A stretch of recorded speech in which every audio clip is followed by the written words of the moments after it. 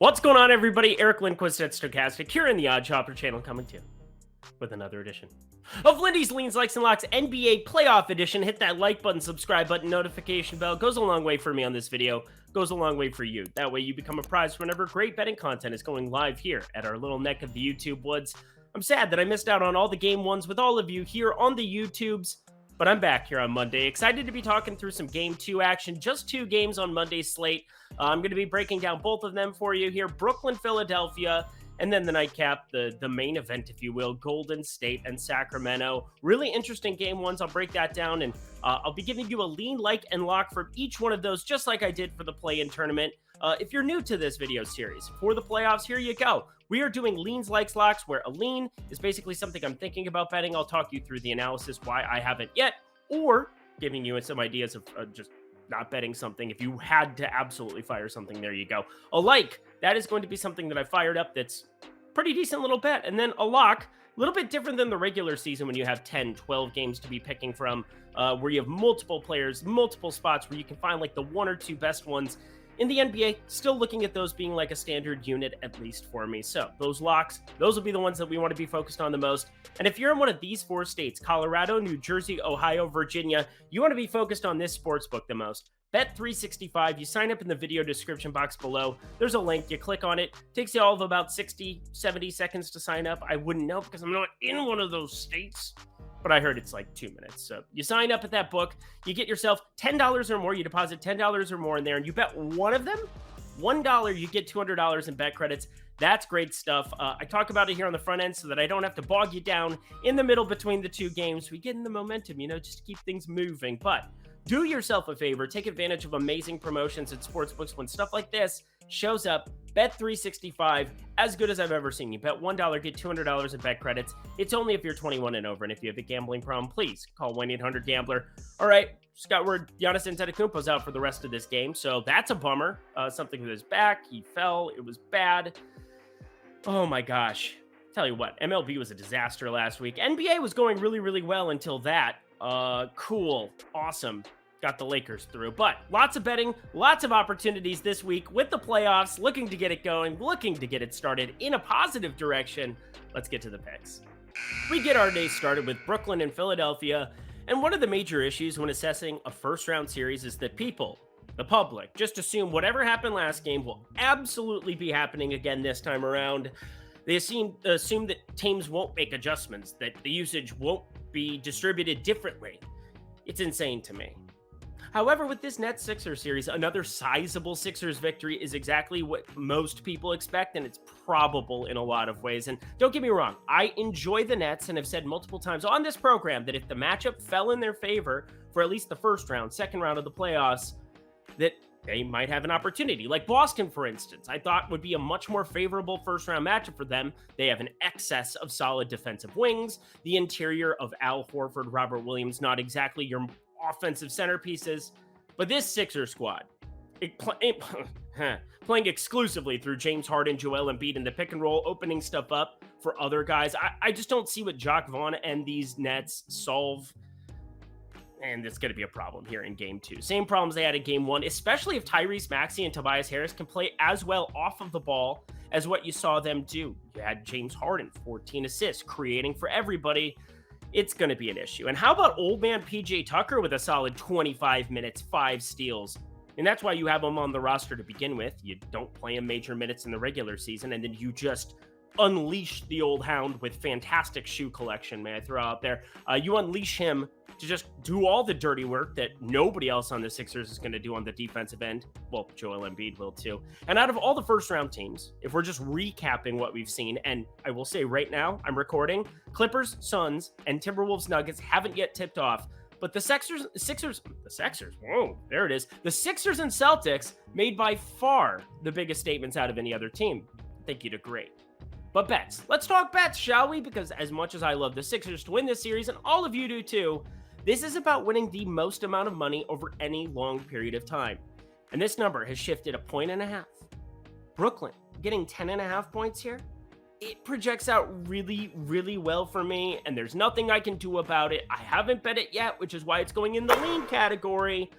But I gotta say, maybe the safer play is looking at 6.5. Yeah, you could go a small play first line half plus 6.5 Brooklyn, and then the Sixers come out flat before turning on the Jets in the second half. It's just hard for me to imagine a scenario where I want to really go nuts with this, but people want to have a betting favorite or betting side in this one. And I know it's disgusting, but I have this line closer to where it was before, 8.5, 9.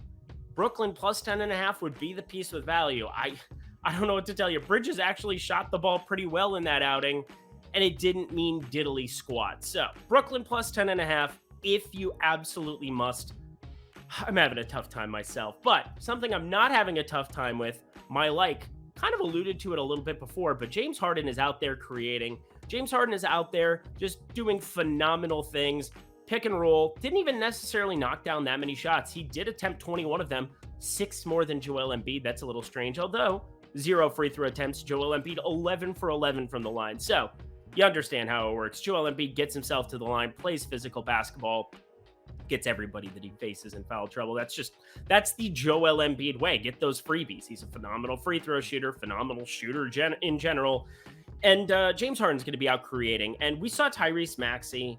We saw D'Anthony Melton off the bench play very serviceable as well. And then the surprise for me, I think for a lot of people, Tobias Harris. If he's going to be knocking down wide open shots, there is nothing, and I mean nothing, Brooklyn can do to slow down this team. And I think James Harden being the catalyst, we've seen it multiple times now this season. With everybody healthy, he's playing that distributor role. And I don't expect 21 shot attempts this time around for him in this spot. Maybe you just see him do this distributing thing incessantly. And 36 minutes by him, I think there's 40 minutes in store for him if this game stays more competitive. This got a little bit wonky on the back half of it. And that's why I'm going to 10 plus assists for James Harden. I understand on FanDuel, a lot of you are looking to single game parlay things, stack them together. And the line is 10.5 on this. I would be okay with a small, like we're talking a half unit-ish play on James Harden, 10.5, more than that in terms of assists, even though it's not projecting out through the moon. But my thing is that if you're going to be backing a game that's more competitive, and I would be Brooklyn plus 10.5, I think James Harden getting 10 plus assists is almost like a foregone certainty. Going to happen more than 60% of the time. Again, that doesn't make it sound like absolute certainty, but in terms of expected win percentage, that is something that models out really strongly for me. That's why it goes in the light category. I think eating that half assist, having the hook in your favor here with 10, as long as the juice isn't extreme and you're still getting a good payout in your single game parlay, is a solid way to do it. And hey, we get to talk through a little bit more of this stuff this time around in this version of Lindy's Leans, Likes, and Locks, because there's only 2 games, and I've got to fill in all the time I can, explain all the things for you. So there you go. James Harden, 10 plus assists. I like it. But I am locking something else. Talked about it with Joel Embiid. It is very hard to imagine a world where they can slow him down with an interior of what? Nicholas Claxton, Day'Ron Sharpe, do. Can't go small against him. He'll just punish you. Dorian Finney-Smith playing a 5 just doesn't make any sense to me there. He ended up getting limited minutes there in that box score to begin with, and I think there's a very strong reason for it. They need size out on a Joel Embiid. Only 18 minutes in the starting unit there for DFS, and yeah, I just don't find any answers for Joel Embiid offensively. But I also don't find any answers for Joel Embiid defensively. The guy is going to create havoc at the rim, and if you're not going to get Mikal Bridges knocking down every shot like you saw last time out, I mean, we got 34 minutes, 12 of 18, and 2 of 4 from 3. You got Cameron Johnson, 7 of 11 from the field, 4 for 6 from 3. We're talking about the 2 main shooters, the 2 main catalysts, along with Spencer Dinwiddie, who's out there still creating. Nothing extreme this time around. If they're going to have that good of games and still have difficulty being able to keep games competitive, it's going to be a long series. It's going to be a very, very, it's going to be a short series, actually. That's the right way of putting it. But defensively, I think what happens is teams are just going to have to try to contest against Joel Embiid. And he is so good at avoiding some of these fouls and obviously creating them on the other side. Only the 3 personal fouls there last game. He's very rarely fouled out of basketball games throughout this entire season. He's very good at managing that on the interior. And part of that is he's just a great shot blocker and doesn't have to necessarily use his body to create contact. So 1.5 blocks is the prevailing number. There is massive plus money to be had. Plus 120, plus 115, not massive, should I say. That was an over-exaggeration. But Joel Embiid over 1.5 blocks here. I don't think that Brooklyn necessarily has any opportunity to be taking it to the rack on this Sixers team with Joel Embiid on the interior, with PJ Tucker creating as many defensive mismatches as he can. You get Jaden McDaniels off the floor. I mean, it's just a great spot for Philadelphia to accumulate some defensive stats. And I looked at the 2.5, just adding the steal to it as well, but I like the blocks a little bit more. He averages 1.7 on the season. So if the game stays competitive, there's no way with this game script that Joel Embiid shouldn't be projected for more than 1.5 blocks, and that shouldn't have plus money attached to it. So Joel Embiid, 1.5 blocks, my lock bet for Nets Sixers. Next one. But first, the fastest ad read in the history of the universe, Bet365. Hello, everybody. If you haven't signed up in Colorado, New Jersey, Ohio, Virginia, now is your time. You go to the link below, you click on it, you simply get yourself $200 in bonus bets by betting $1. Yes, $1 on anything that they have on their entire board. It is the easiest thing to take advantage of. So if you are in Colorado, New Jersey, Ohio, Virginia, you are flat out crazy. The worst thing that could happen is you end up losing $10. That is the absolute worst thing that could end up happening for you in terms of this promotion. You bet $1, and then, if everything goes south, you'd have the $200 in bonus bets. You end up taking those away. Everything goes away. It's $10 that you were invested in terms of the deposit there, and only $1, just $1 to be able to get those $200 in bonus bets. So do it. Awesome. It's only if you're 21 and over, and if you have a gambling problem, please call 1-800-GAMBLER. Alrighty, y'all. One game down, one more to go. Let's get to it. Yeah, this is the main event. This is the one everybody's been looking forward to. The one that my dad called me and said, hey, do you have any plays from the Golden State Sacramento game? I'm interested on Saturday. I don't generally work Saturdays, but fortunately Ben Raza does in the premium Discord, which you can sign up for below. Saturday, my one day off. You need one day off in a week. Depends. I don't know. Bill Belichick, no days off. Yeah, I'm shaking my table. I don't really care. But Sacramento got the deal done against Golden State. 126-123. We saw an absolute shootout in Sacramento fashion. We saw a lot of interesting things, and I'm going to break it down a little bit on the onset, just like I did the last game, before we get to the lean, the like, and the lock. I'm very impressed at how Sacramento is able to just create offense off the bench. 32 points from Malik Monk. What an outlier, but phenomenal stuff. You have Trey Lyles provided 16 off the bench as well. Davion Mitchell, Alex Len, a little bit of something. Terrence Davis, Kessler Edwards, not even joining the floor at any point. So I'm looking at a 9-man rotation here from Sacramento. I think that's how we're going to project it out going forward, unless something crazy happens in terms of foul issues. But Alex Len, 13 minutes, kind of the surprising one for me, that he's going to be playing a lot of the backup center minutes there. I guess he has pretty much the entire season, but I thought in a small ball format against Golden State, Chimezie Metu or Rashawn Holmes might make more sense, but that's why I'm here. That's why I'm not coaching. Trey Lyles, I think he can play some backup 5 too there as well. But Alex Len, 13 minutes of duty was a little bit surprising to me. From the Golden State side, I think we saw pretty much their core iteration of what we can expect, especially until Andrew Wiggins were to be reinserted into the starting lineup, which I don't know if it happens tomorrow. I don't know if it happens going forward. I know that he closed that game. And Dante DiVincenzo got the starting nod, only played 20 minutes. Andrew Wiggins off the bench, 28 that we saw from him. But the big glaring thing there is 1 for 8 from 3. And I went back and watched this game because, again, I had a golf tournament. Shot 71, shot 1 under. If anybody cares, I'm good at golf. But I also suck at putting, and I want to break it. And if anybody has a putter recommendation or a sports psychologist, I'm accepting applications. Just DM me on Twitter at Eric Lindquist. But that's a story for another day, because I'm not going to talk about my brokenness on a green. We're going to talk about the brokenness of Andrew Wiggins from 3. 1 for 8 from deep. But those looks, as I went back and watched those games, were phenomenal. He was shooting them in rhythm. He wasn't forcing it. They were basically just giving him to him. And this game stayed very, very competitive. So even though I was on the Sacramento side with Ben Raza, who bet Sacramento, I don't even know if I came back and explained why I was shouting out Ben Raza in the premium Discord. Fortunately, I mean, he had a 4-teamer in 4 different sports. That seems impressive too. He's very good at betting. We should all listen to him. But Sacramento, he was on the sharp side of that one. And now we're going to have to discuss, because does this create an issue where if Andrew Wiggins goes 3 for 8 from 3, then we're talking about a completely different situation. And tick for tat, I do expect Andrew Wiggins to be playing 28, 30 minutes pretty much this entire series. First game back, still put up 17 in the box score, looked nice.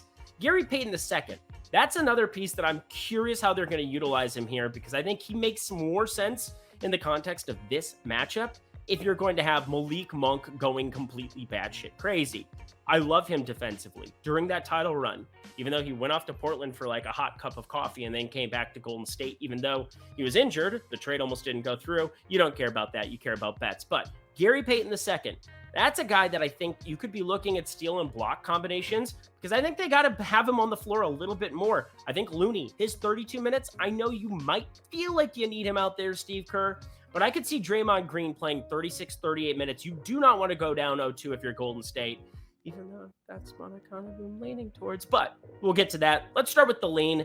This number has gotten a little out of control. 240 is the total in a playoff game. 240.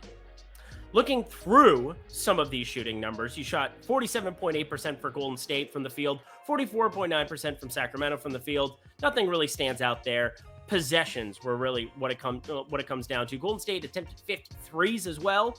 Only knocked down 16 of those. 32% is what that is. Hashtag math. 32 attempts there from Sacramento, and I was plugging this into a spreadsheet. If this were the regular season, might not be looking too much at this, but I think it's one to consider. 240. We're talking about a 1.5, 2.5 points higher. And generally what happens is when these lines came out, originally everybody slammed the over, everybody got rewarded, but now it's a little bit of a buffer. It projects out decently well for me. It's again, 237, similar to that last game where Brooklyn was 9.5 coming into last Saturday's game, I believe it was. You are looking at a Golden State Sacramento total that's a little out of control. So the under of 240 is where I am leaning. Let's go to the like, shall we? I know. Again, we're 24 minutes into a video talking about a 2-game slate. I love it. If you do too, hit that like button as we talk about the aforementioned Malik Monk. Do you expect 32 points off the bench next time around? 8 for 13 from the field, 14 for 14 from the free throw line? What is that? 14 free throw attempts? We're going to get a new officiating crew in there. Just going to say, you watch that Lakers game, even though I had plus 4.5 Lakers, Scott Foster and that officiating crew should be shot to shoot him to the moon and leave him there, because I tell you what, they are not serviceable at their jobs. The officials have the best union. Them and the MLB umpires, I've just about had it. Although Julio Urias, thank you, over 5.5 Ks. That was a beautiful, beautiful happening on Sunday. But let's get to the Malik Monk. I want under 15.5 points. Eric, you just scored 32 of them. Yeah, so what? He got hot early. He kept it going. He got every call at the entire hoop. If you start driving it and you get hacked incessantly and they blow the whistle every single time, you'd be stupid not to do it. But what are we doing? 15.5 is a pretty large number for a guy who wasn't even closing in a lot of games throughout this season, who only played 18 minutes in that finale against Denver in a game that, yes, Sacramento didn't really care there towards the end. They figured they were going to be the 3 seed, so that didn't matter. But he's been playing in a lot of spots, 20 minutes a night. 20. He played 29 because he got hot. I can't imagine a scenario where he plays 30 minutes. I just can't. I refuse to imagine that world. I don't want to live in that world. Do you?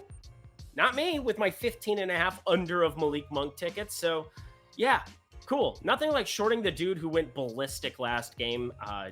Looking forward to that conversation when he goes for another 32 spot. That'll be fun. But under 15.5 projects out. By the way, it's just a small play. Don't go nuts with that one. But Sacramento, high. Nobody believed in him. Nobody cared about them. Nobody asked how their feelings felt, how they were when everybody was picking Golden State, when everybody talks about, oh, they get Andrew Wiggins back. Oh, this is the reigning championship team. This is the best first round matchup you could possibly ask for if you're Golden State. You avoid Phoenix.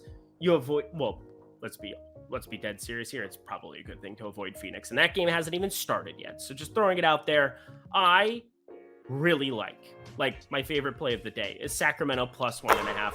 I'm getting another half point to back the same play that I was on last time around. You're getting me another half point And I get it. Malik Monk, I totally find that to be an outlier. But I do not find De'Aaron Fox to be an outlier. He's going to be able to do whatever he wants against the Golden State Warriors. I do expect, after 26 free throw attempts between him and Malik Monk, I expect that to cool off with a new officiating crew as they cycle those through. They better for Memphis, Golden State, Memphis and the Lakers, because I want to go back to the Lakers. I think everybody does. We're waiting to hear about Ja Morant's hand, but back to Sacramento. I know I'm getting scatterbrained. I love this play. I think Sacramento didn't even play their best basketball with the other pieces. Sabonis, 5 for 17. He was getting to the rim all the time against Looney, against Draymond Green. He just wasn't finishing. He played abysmal. I believe only 2. Let me pull up the box score because I need to double check my notes. Yes, 2 assists. 2 from our boy Sabonis, the tried and true king of the North. Arvydas Sabonis' son will not do this again to us. I'm just throwing it out there, even though I didn't have any props for him, but now I'm considering it. 5 for 17, 16 rebounds. That looks lovely. But he had about as bad of a game as you could have. Harrison Barnes played very poorly as well. Like, very, very poorly as well. I get it. 5 for 11 from the field. You need him out on the floor for wing pieces and obviously Klay Thompson, but Harrison Barnes, he could play better. You saw a guy who, Kevin Huerter, didn't play well at all. 3 for 12 from the field, 0 for 5 from 3. And I don't want to just say one side of it and then not bring up Golden State. They didn't get a whole lot offensively from Looney. 8 points. I get it. You're not expecting him to be out there, but if 32 minutes are going to be his allotment there, and you're not going to go to Kuminga in small ball situations, and you're not going to play Gary Payton as much, you're going to need something from him and Draymond Green, because it is very hard to ask Steph Curry, Klay Thompson, and Andrew Wiggins, or Steph Curry, Klay Thompson, and Jordan Poole, who only played 22 minutes. That contract is a disaster. I love Sacramento, plus 1.5. I can't count the ways. We're running it back. Everybody's going to be on Golden State, except for us. No, friend. You can hit up JazzRaz DFS on Twitter and let him know that this play is stupid if it doesn't hit. But either way, just saying, I'm very excited. Thanks, Ben. Running it back. And that does it for another edition of Lindy's Leans, Likes, and Locks. Head to that comment section below. Let me know your favorite plays for this amazing 2-gamer that we have on Monday. Looking forward to both of them, especially that Golden State-Sacramento game. We all are, right? I just love the NBA. It's going to be sad when it goes away. So we're going to be grinding Lindy's Leans, Likes, and Locks the whole way through, baby. We keep this train rolling. Keep rolling. I didn't expect Limp Bizkit in my head at the end of this, but Bet365, Colorado, New Jersey, Ohio, Virginia, please sign up for that. Take advantage of it because, again, I want to help you make money. That's the goal of these videos. I don't work with the books, whatever ridiculousness that is. I'm simply here to give you the best offers that I possibly can. This is that. In those 4 states, the other 46 of us are sad and we're in shambles. But I will be back on Tuesday. More NBA action heading your way. More MLB action. Check that out on the Odd Shopper channel as well. MLB, Lindy's Leans, Likes, and Locks. Looking forward to seeing you there for Monday. Until next time, until Tuesday's NBA action, I'm Eric Lindquist. Best of luck in the association on Monday.